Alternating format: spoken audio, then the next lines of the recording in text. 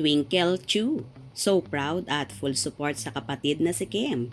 Ibinandera ang black screening sa Cebu.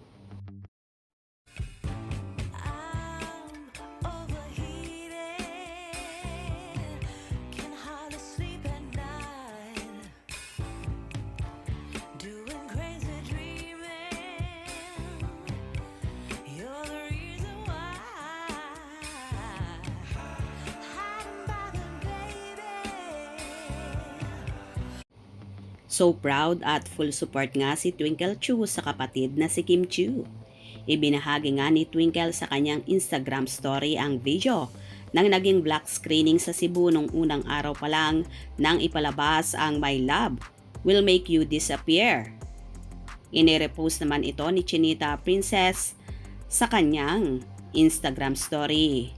Kasalukuyan nga ang nagdadalang tao si Twinkle at ngayon nga ay naninirahan na sa Cebu kasama ang asawa.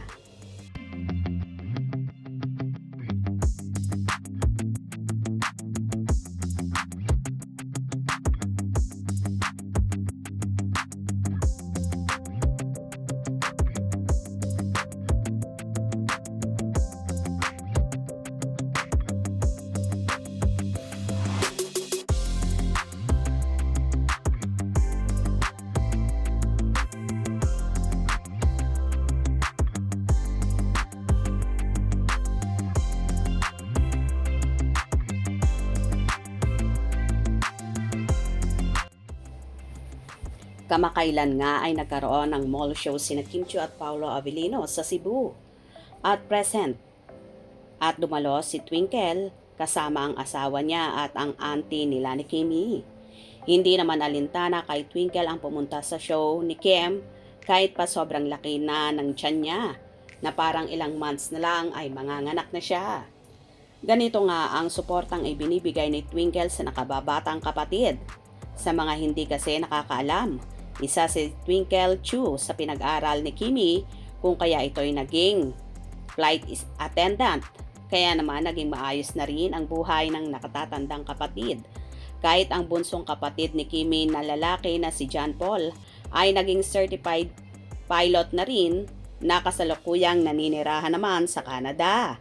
Pati ang mga pamangkin ni Kim na sina Rain, Liam at ang lalaking pamangkin ni Kim ay siya rin ang nagpapaaral sa mga ito. Kaya naman bilang pagtanaw ng utang na loob at pasasalamat sa dalaga, ito ang ibinibigay nila, ang full support sa actress. Samantala, present din ang ibang family member ni Kimi sa premiere night. Namataan nga doon ang tatay ni Kimi, si Ate Lakam at ang pamangkin na si Rain. Support tayo sa family, ayan. Support tayo sa family, ayan. Super happy naman si Kim sa suportang ibinibigay ng pamilya niya. Kaya naman lalo siyang ginaganahan sa mga ginagawa niya at syempre, nagkaroon na rin ng picture taking at konting bonding si Paolo sa pamilya ni Kim. Wala naman sa pamilya ni Paolo ang namataan sa naturang premiere night dahil siguro malayo ang mga ito at sa Baguio sila nakatira.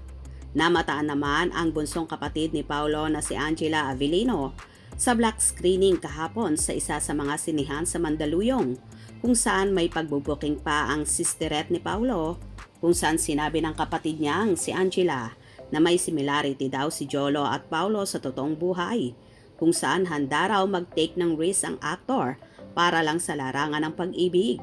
Pagpapatuloy pa ng sister ni Paolo na hindi lang daw sa big screen nakakakilig ang Kim Pao movie, kundi pati na rin daw sa totoong buhay. Posible kaya nga bang may nalalaman si Angela Avellino sa real score ng Kim Pao lalo pat may hint na siyang ibinigay sa press people sa pag-attend ng black screening.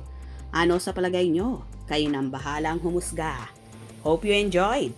Please subscribe for more info.